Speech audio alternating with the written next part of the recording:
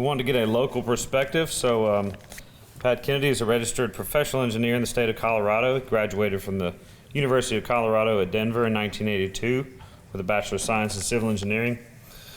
Pat has been employed by the City of Denver Public Works Department for 24 years and is now the engineering supervisor for Denver's street maintenance.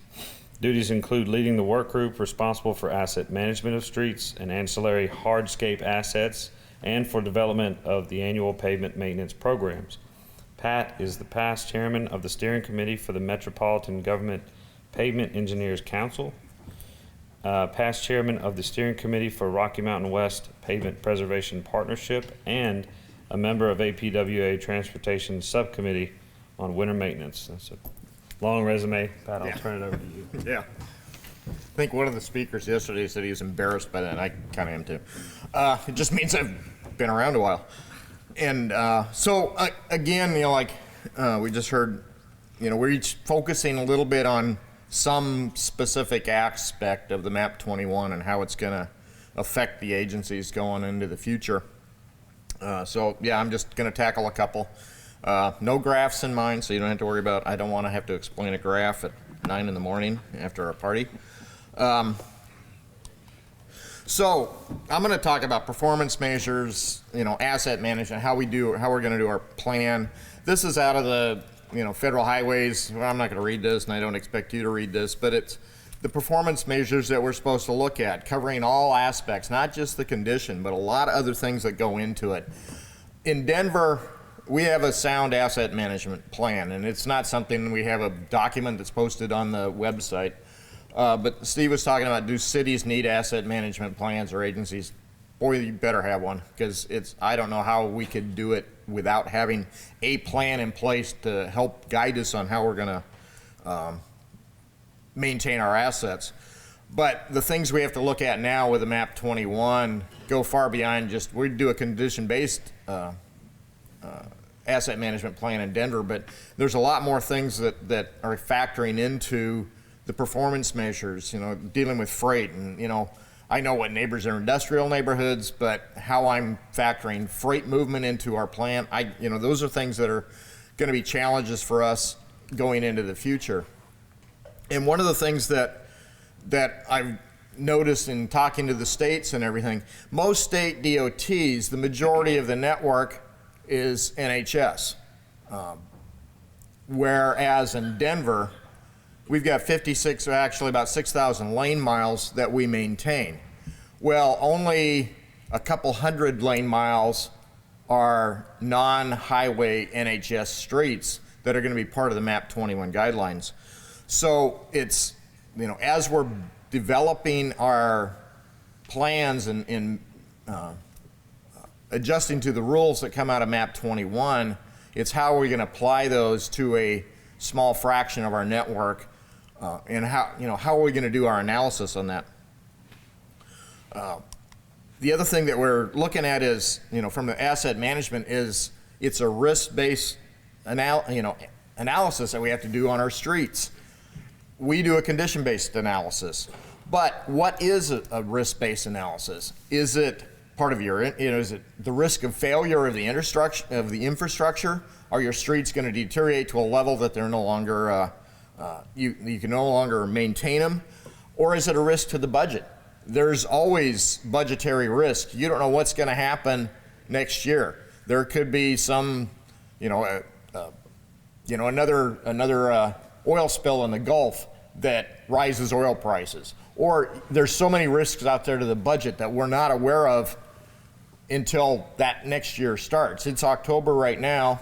We're setting our budget for next year. I don't know what oil prices are going to be next spring.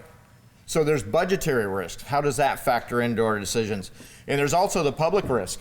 From as simple as tire, a car hitting a pothole and breaking their tire, to a bicyclist, the risk to the public there, or a pedestrian, and the ancillary items that go along with it, or the crosswalks. So there's the public risk as well. And with a city such as Denver, we're becoming more and more of a multimodal environment.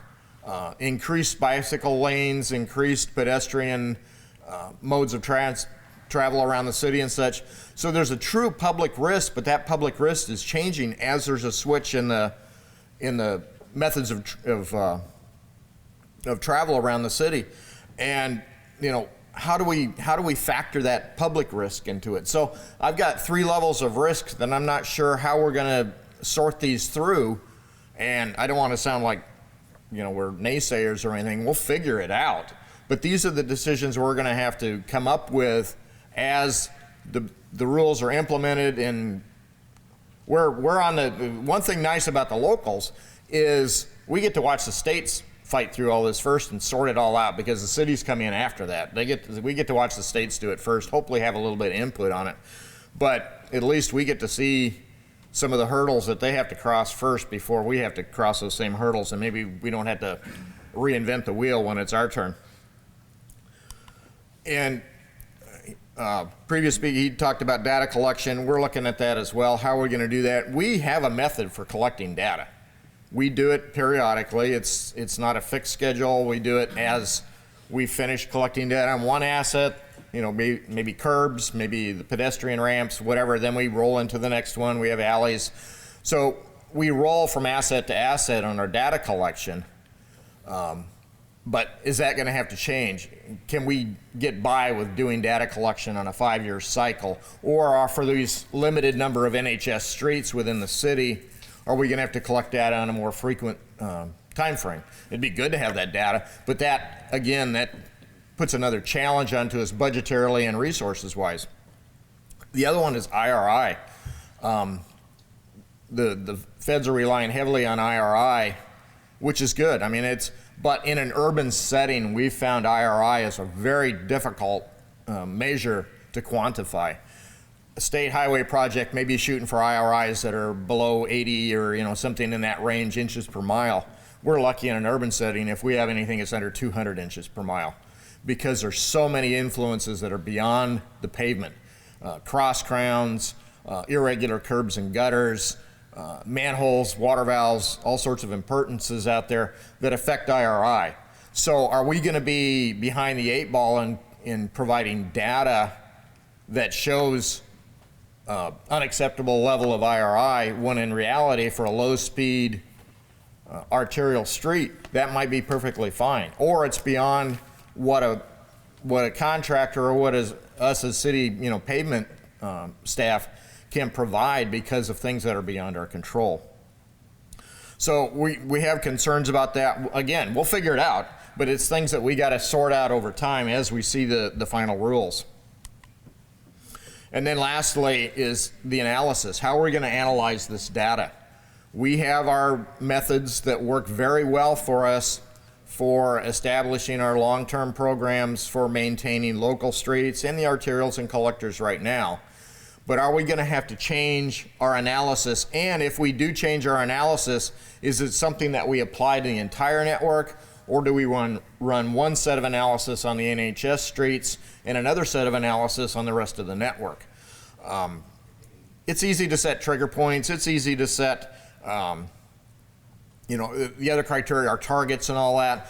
That's not, that's the geeky stuff that as pavement engineers we do all the time. We can do that, but are we going to be able to get something that really fits us moving into the future with this? And is that going to have equity amongst the entire network? If we have to have one set of analysis that covers the NHS and sets that 5-year plan or multi-year plan, whatever it comes out to be, for those couple hundred lane miles, and for the other 5,800 or 5,600 lane miles, I've got to do something different. And will that affect do I have to focus more resources on these 200 lane miles, which means I'm drawing down the resources on the others? So we got to look at those equity issues too and sort out how that's going to affect how we move again into the future.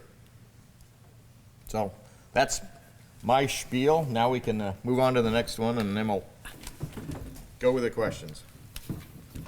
Thank you.